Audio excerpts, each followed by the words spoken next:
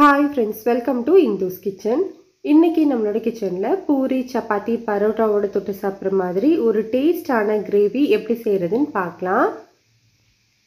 இதை செய்யறதுக்கு ஒரு கடாயில 2 டேபிள்ஸ்பூன் அளவு எண்ணெய் சூடுபடுத்திக்கலாம். எண்ணெய் நல்லா சூடானதுக்கு அப்புறமா 2 சின்ன சைஸ் பட்டை, அது கூடவே 1/2 டீஸ்பூன் சோம்பு சேர்த்து தாளிச்சுக்கோங்க. இப்போ இது கூட 2 பெரிய வெங்காயத்தை நல்லா பொடியா கட் பண்ணிட்டு சேர்த்துக்கலாம்.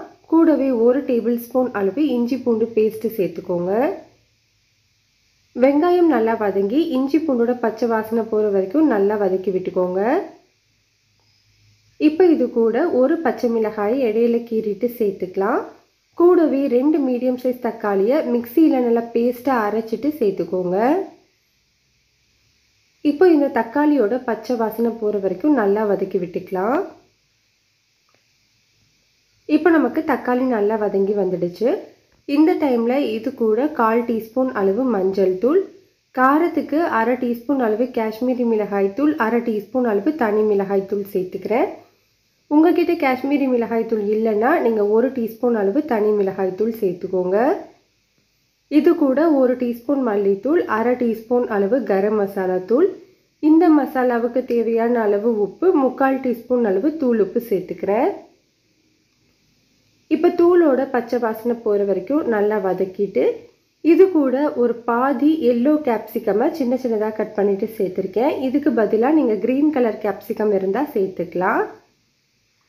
இது கூடவே ஒரு 1/4 கப் அளவு பச்சை பட்டாணி சேர்த்துட்டு இந்த மசாலாவோட ஒரு 2 நிமிஷத்துக்கு மட்டும் வதக்கிக்கோங்க. நல்லா வதக்கினதுக்கு அப்புறமா இது கூட ஒரு 2 கப் அளவு தண்ணி சேர்த்துட்டு இதை நல்லா மிக்ஸ் பண்ணி இதை ஒரு மூடி போட்டு ஒரு 5 நிமிஷத்துக்கு வேக வச்சுக்கலாம். 5 நிமிஷத்துக்கு அப்புறமா நம்மளுக்கு பச்சை பட்டாணி எல்லாம் நல்லா வெந்து வந்திருக்கு. இந்த டைமில் ஒரு 100 கிராம் அளவு பன்னீரை நல்லா துருவிட்டு சேர்த்துக்கோங்க.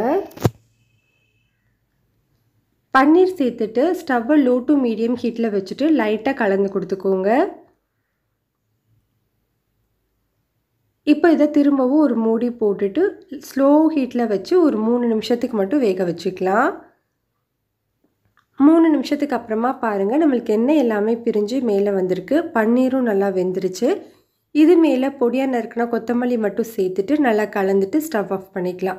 அவ்வளோதான், நம்மளுக்கு ரொம்ப ரொம்ப டேஸ்டான பன்னீர் பச்சை பட்டாணி கிரேவி ரெடி ஆகிடுச்சு. கண்டிப்பாக இதை நீங்கள் ட்ரை பண்ணி பாருங்கள், ரொம்ப ரொம்ப டேஸ்ட்டாக இருக்கும்.